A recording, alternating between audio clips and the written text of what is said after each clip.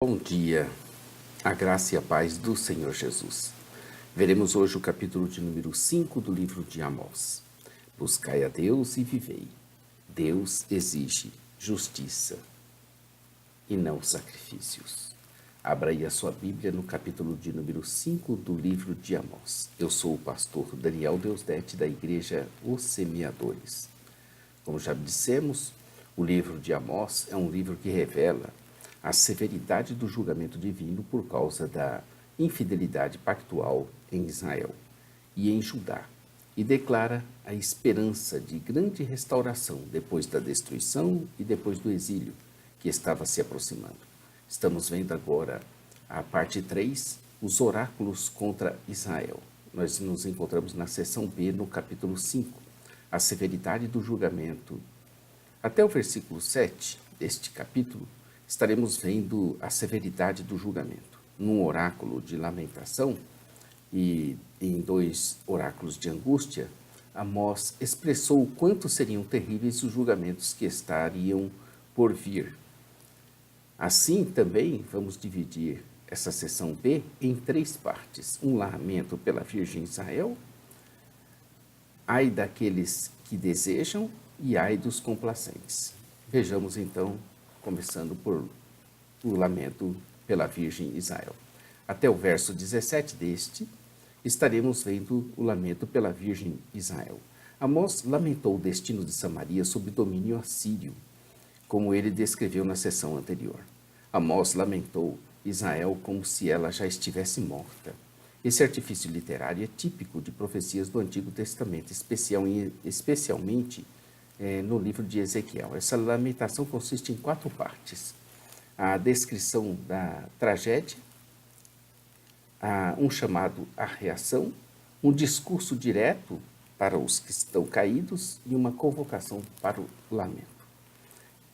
A descrição da tragédia. Esse versículo dá início à descrição ao lamento com a descrição da tragédia. A declaração é de que a Virgem caiu. Esse termo é usado em outras lamentações. Essa personificação da Virgem de Israel, imperfeitamente compreendida de Israel, é aplicada também a outras nações, por exemplo, a Babilônia, Virgem filha da Babilônia, o Egito, Virgem filha do Egito, aí está Isaías 47:1 e Jeremias 46:11, respectivamente. A julgar pela mitologia ugarítica, a frase pode ter a conotação de que a nação em questão era a esposa de um deus, como Israel era a noiva de Jeová e a igreja é a noiva de Cristo. As drásticas derrotas militares descritas, 90% morrem, aqui ecoam a profecia de tais desastres da aliança. O Senhor alertou que essas calamidades viriam devido à idolatria. Um chamado à reação. O versículo 4 dá início a esse chamado. Buscai-me e vivei. Era o apelo do Senhor para eles. Compare com o verso 6, 14. O Senhor havia compreendido estar disponível para aqueles que o procurassem, mesmo quando no exílio. Tragicamente, o povo do Senhor normalmente não o procurava. Os israelitas estavam acostumados a irem aos locais de cultos sincréticos para buscar ajuda em tempos de dificuldades, ao invés de buscar o livramento do Senhor. Eles não deveriam entrar nem em Betel, nem em Gilgal. Sobre Betel e Gilgal, ver o capítulo 4, verso 4. Nem em Berseba, esse antigo lugar sagrado. Estava localizado cerca de 75 quilômetros ao sul de Jerusalém. Evidentemente, o povo do norte viajava em peregrinação a esse santuário do sul. Em sua reforma, Josias havia desconsagrado os lugares altos de Geba até Berseba. Deus ameaçou retirar o povo e devastar esses lugares caso não houvesse arrependimento. A orientação de Deus era clara, de que deveriam buscá-lo e viverem. Considerando que essa série de oráculos aparece em ordem cronológica, Deus já havia prometido punir as mulheres de Samaria e estava a ponto de prometer destruir a Samaria. Aqui ele começa a fazer o mesmo com as outras partes do reino do norte, a menos que o povo se arrependesse e o procurasse. Eles deveriam buscar a Deus de todo o seu coração para evitar que o Senhor irrompesse contra a casa de Jacó, ou seja, o termo indica as tribos de Efraim e Manassés, assim como as áreas tribais que continham Betel, Efraim e Gilgal, Manassés. Conforme a Bíblia de Estudo de Genebra, esses santuários ao norte seriam destruídos. Berseba no sul não seria destruída pelo fogo do julgamento que varreria o reino do norte. O fogo do julgamento do Senhor não pode ser extinto. Um discurso direto aos caídos. Aqui agora se tem início ao discurso direto aos caídos. Eles estavam convertendo o juízo em alosna e deitando por terra toda a justiça. Esse epíteto segue o costume do epíteto divino ou real. Assim como em 4:1, ele é novamente irônico. A mesma frase ocorre no capítulo 6, verso 12, e isso contra a alteração feita por alguns. Está escrito: vocês que colocam a justiça de cabeça para baixo. Juízo e justiça geralmente são juntas no Antigo Testamento como qualidades da vida que o Senhor deseja. Aqui o profeta repreendeu os líderes de Israel pela sua falha em estabelecer o juízo e a justiça. Essa série de títulos, versos 8 e 9, para o Senhor contrasta fortemente com o versículo anterior, o qual descreve um povo pecador. O Senhor é aquele, o que fez as Pleiades e o Orion. Esse é um grupo de estrelas conhecido como M45, as Pleiades e o Orion, na constelação de Touro, que inclui 7 estrelas proeminentes visíveis a olho nu. Já Orion é o nome hebraico que possivelmente significa o tolo, embora na literatura clássica fale-se em caçador.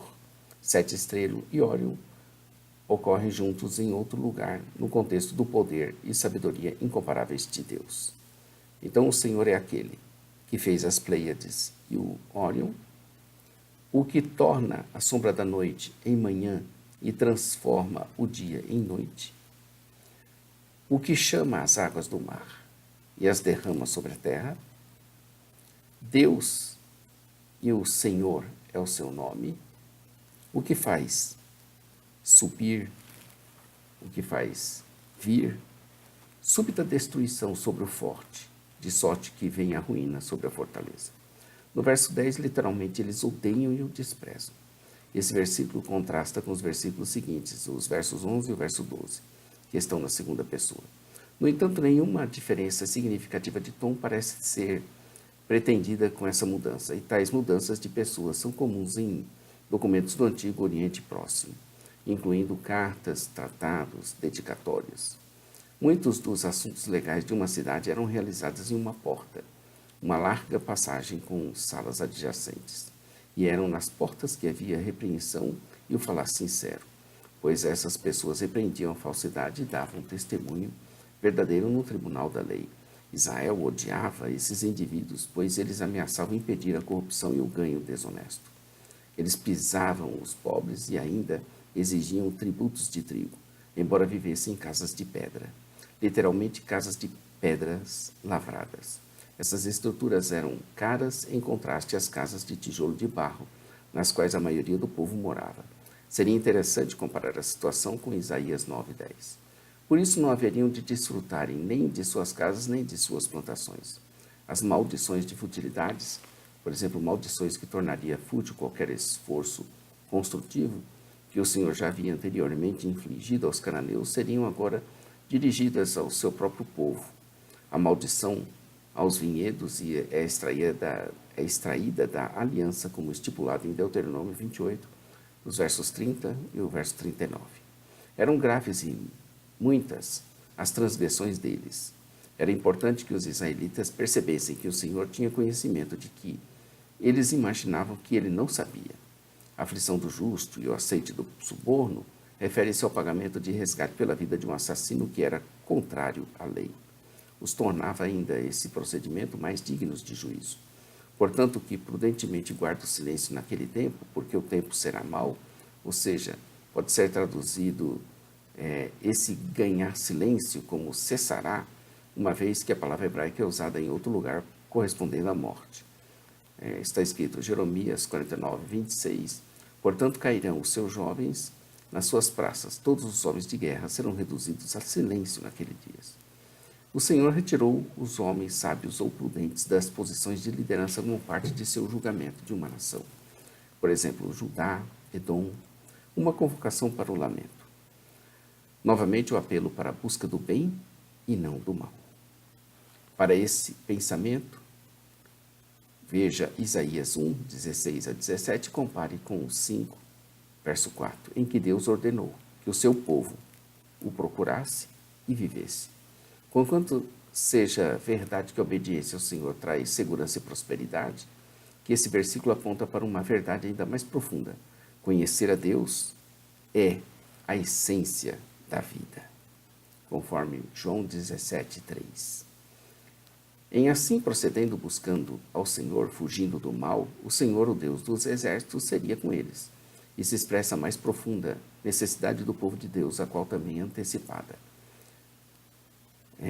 Como nas palavras hebraicas diferentes, em Isaías 7, 14, que diz, Emanuel, significa Deus conosco, Mateus 1, verso 23.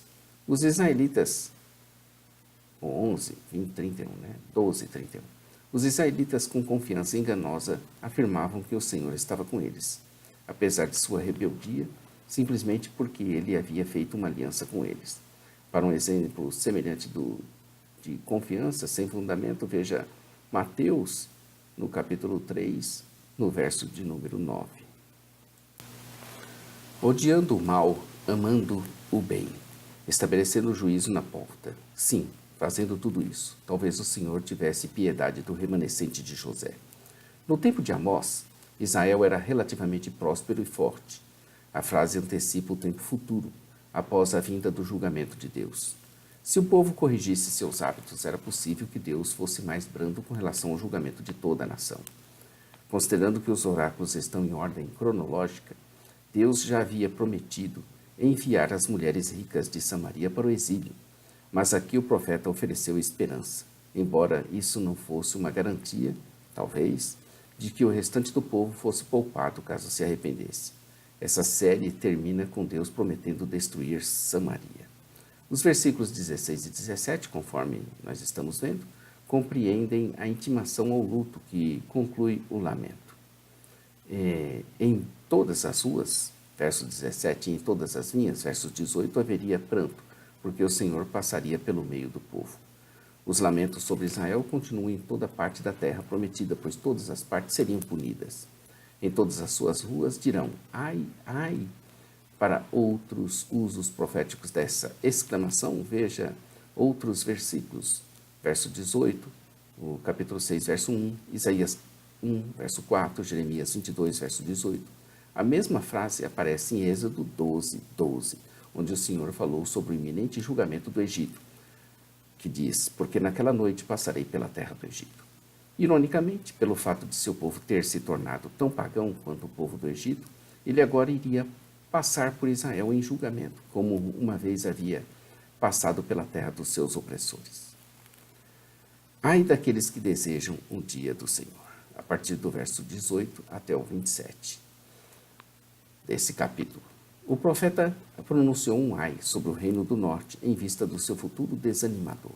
O dia do Senhor faz referência ao tempo em que Deus virá como rei para julgar os seus inimigos e abençoar o seu povo fiel. Todo período importante de julgamento no Antigo Testamento pode ser chamado de Dia do Senhor, assim como o Novo Testamento associa o termo com o Pentecoste, mas primeiramente com a ainda futura vinda de Cristo. Por que desejais? Para que desejais vós o dia do Senhor? Pode ser traduzido como o que lhe trará de bom o dia do Senhor. Os israelitas estavam tão confiantes da sua boa reputação com Deus que acreditavam que o dia do Senhor seria benéfico para eles. Eles não compreendiam que suas violações notórias da aliança, na verdade, os tornavam inimigos de Deus, objetos da ira dele. O dia do Senhor seria um dia de trevas e não de luz. Talvez isso seja uma repercussão do verso 8. No julgamento, o Senhor tem o poder para transformar o dia em noite, tanto de modo literal quanto em modo figurado. O mal nos sobrevém por causa de nossas práticas erradas ou por causa de nossa boca. Adianta eu ficar declarando palavras boas e repreendendo o mal se minha conduta continua errada? Assim, eles precisavam de ter atitude, mas confiavam tanto em sua fé que se tornaram ainda mais nojentos. Eles não somente confiavam na sua fé ignorante, mas ele confiava no templo, confiava na sua origem, no seu passado glorioso, mas o seu comportamento era ruim. Como é que queriam, dessa maneira, sobreviver? Amós retratou a futilidade de tentativa de escapar desse julgamento do Senhor. Em hebraico, a pergunta não será. Espera uma resposta positiva, ou seja, aqui seria de trevas e não de luz. Completa escuridade e não claridade. Figurativamente, isso representa bem-estar e motivo de alegria, mas a claridade também é associada ao Senhor e aos justos. A implicação aqui é de que não haveria luz da justiça na terra e nem claridade no semblante, claridade favorável do Senhor. O julgamento seria sinistro e total e tragaria toda a terra. Agora o Senhor desabafa e diz não estar satisfeito com as práticas deles em festas e ajuntamentos solenes. Essa é uma breve crítica às práticas religiosas de Israel. O ponto não é que as práticas eram erradas, pois o Senhor as havia ordenado. No entanto, elas estavam sendo praticadas de maneira não espiritual, tendo a forma religiosa, mas negando o seu poder, conforme também nós vemos lá em 1 Timóteo 3:5. Ou seja, era tudo de fachada, tudo para enganar, tudo baseado nas aparências. No verso 21, ele diz que aborrecia e desprezava aquelas festas e assembleias. Duas palavras combinadas para expressar mais fortemente um conceito que nenhuma das duas poderia transmitir sozinha. Poderia ser traduzido, eu rejeito com absoluto ódio. Deus não tinha nenhum prazer, literalmente, não aspirarei. A expressão vem do contexto dos sacrifícios. De modo semelhante na aliança original, o Senhor havia declarado, não aspirarei o vosso aroma agradável. Levítico 26:31, caso o seu povo se tornasse desobediente. Há bênçãos nos cultos a Deus, nas festas, nas assembleias solenes, mas juntas com falsidade, com hipocrisia e engano, o Senhor detestava, o Senhor odiava isso. Uma visão deturpada de Deus os levariam a agir assim, como querendo fazer de Deus um gênio da lâmpada, um poderoso, mas um escravo do adorador. Por isso que ainda lhe ofereciam sacrifícios, holocaustos, se ainda lhes oferecesse, e ofertas ainda, assim não se agradaria deles. O Senhor sempre esteve mais interessado na nossa atitude espiritual em relação a Ele e aos outros criados à sua imagem do que sacrifícios. Até os cantos oferecidos eram melodias sem músicas. Até os cantos oferecidos a Deus eram não melodias nem música, mas soavam como um estrépito. Verso 23, literalmente estrondo, e não como canções de adoração. A mesma palavra é usada para descrever o tumulto de águas no céu, quando o Senhor ribomba o trovão. Jeremias 10:13. Assim como o barulho das rodas dos carros do exército. Jeremias 47:3. Em lugar de tudo o que Deus queria e gostaria de ver neles era o juízo e a justiça, fluírem como um rio perene. No Oriente Médio, nos ensina a Bíblia de Estudos de Genebra, que você pode adquirir na Semeadores, www.semeadores.com.br, ribeiros são vales estreitos, através dos quais a água flui na época das chuvas, mas que podem estar completamente secos em outras épocas. Simbolicamente, o Senhor, aquele que dá as chuvas, providencia chuva perpétua alegremente para suprir os ribeiros do juízo e da justiça, mas Israel, o ribeiro seco, não a receberia. Amós, capítulo 5, verso 1, diz assim, ouvi esta palavra que levanto como lamentação sobre vós, ó casa de Israel. Esse é o verso de número 1. E o verso de número 27, encerrando o capítulo 5, diz, portanto, vos levarei cativos para além de Damasco, diz o Senhor, cujo nome é o Deus dos exércitos. Já no verso 25, uma pergunta retórica relacionada à oferta de sacrifícios e oblações. No deserto por 40 anos. Tais ofertas haviam sido de fato apresentadas ao Senhor, mas o ponto da pergunta retórica era enfatizar que tais sacrifícios não eram de importância primordial para Deus. Antes ele queria, e ainda ele quer, adoração oferecida em espírito e em verdade. Ao invés de adoração em espírito e em verdade, eles levaram a tenda de Moloque e a estátua das suas imagens, a estrela do Deus deles, que fizeram parte para eles mesmos. De fato, a consoante hebraica indica essa interpretação. A Bíblia nos diz que Sicut era um deus assírio da guerra e da caça, e o nome significa rei da decisão, ou seja, o rei divino que decidia a vitória ou a derrota na guerra. Os tradutores da Septuaginta, a tradução grega do Antigo Testamento, não sabiam disso, e então traduziram como tenda, como tabernáculo. Eles também traduziram vosso rei como Moloque. O deus estrela deles, ou a estrela do deus deles, NVI, também pode ser traduzido como Caisvan, um nome atestado em outras línguas semíticas, acadiana, siríaca e árabe, para o planeta Saturno, que é a seguir citado como a estrela do seu deus. Polêmicas do Antigo Testamento contra a idolatria geralmente enfatizavam essas produções eram feitas por seres humanos. O fato era que por causa disso seriam levados cativos para além de Damasco. Exílio para além de Damasco implicaria a deportação para a Assíria. Como o público de Amós teria compreendido muito bem, ser expulso para longe de casa era uma das maldições da aliança original. Deuteronômio 28, versos 36, 49 e de 64 a 68. Nós vimos aí o capítulo de número 5, amanhã estaremos vendo o capítulo de número 6. Eles transformavam o direito em veneno e o fruto da justiça em amargura. Isso nós veremos no capítulo 6 amanhã. Inscreva-se no nosso canal, compartilhe, clique aí no sininho para você acompanhar. Divulgue. Nós estamos todos os dias no nosso programa de rádio Momento Missionário, às 8h30, radio.ossemeadores.com.br. Nossa loja virtual, ossemeadores.com.br. Lá você vai encontrar todo o nosso material, literatura, livros. Nosso blog site, onde tem a parte escrita dessa narrativa, você vai encontrar lá no www.jamaisdesista.com.br. Repetindo, o programa de rádio é na radio.ossemeadores.com.br. Acesse lá que você vai ter, você vai estar diante do conteúdo de oração, de jejum, todos os dias às 8h30. E aos sábados, esse programa de rádio é feito com o missionário Johnny Ramos, diretamente da Suécia. A todos um bom dia, fique com Deus. Maranata, ora, ora, vem, Senhor Jesus. Deus abençoe sua vida, família e ministério. Amém.